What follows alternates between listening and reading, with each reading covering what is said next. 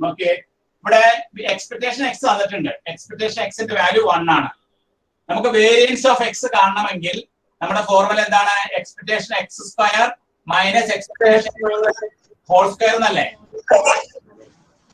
ഇനി ഈ expectation of x into x minus 1 equal to 4 എന്ന് പറഞ്ഞിട്ടില്ലേ അർച്ചന? ഇത് നമുക്ക് എക്സ്പാൻഡ് ചെയ്ത്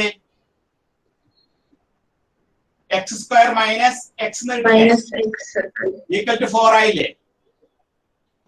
ഇനി ഇത് ബ്രാക്കറ്റ് ഓപ്പൺ ചെയ്തേ നമുക്ക് എങ്ങനെ കിട്ടില്ലേ? Expectation x square minus expectation x is equal to 4 എന്ന് കിട്ടില്ലേ? എക്സ്പെക്ടേഷൻ എക്സ് സ്ക്വയർ എന്ന് പറഞ്ഞപ്പോ എന്തായിരിക്കും? എക്സ്പെക്ടേഷൻ എക്സിന്റെ കൂടെ 4 കൂട്ടിയ പോലെ എക്സ്പെക്ടേഷൻ എക്സ് തന്നിട്ടില്ല 1 അല്ലേ? അപ്പൊ നമുക്ക് എക്സ്പെക്ടേഷൻ എക്സ് സ്ക്വയർ 5 എന്ന് കിട്ടില്ലേ? അല്ലേ?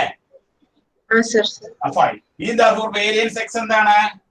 വേരിയൻസ് എക്സ് എന്ന് പറഞ്ഞാൽ 5 മൈനസ് എക്സ്പെക്ടേഷൻ എക്സ് 1 ആണ്.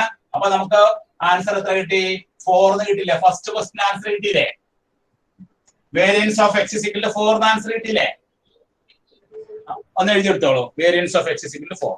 ഇവിടെ ടേബിൾ ഒന്നും ഇല്ലാതെ കുറച്ച് അത്യാവശ്യമുള്ള സാധനങ്ങൾ തന്നിട്ട് അതിൽ നിന്ന് വേരിയൻസ് ഓഫ് എക്സും വേരിയൻസ് ഓഫ് 2 മൈനസ് എക്സ് ഒക്കെ കണ്ടുപിടിക്കുന്ന ഒരു പ്രോബ്ലം ആണത് കേട്ടോ. അപ്പൊ വേരിയൻസ് ഓഫ് എക്സ് കിട്ടി നമുക്ക്. ഇനി അടുത്തായിട്ട് കാണേണ്ടത് എന്താണ്? Variance of 2 minus 3x. അതെങ്ങനെ കാണാൻ അർച്ചന?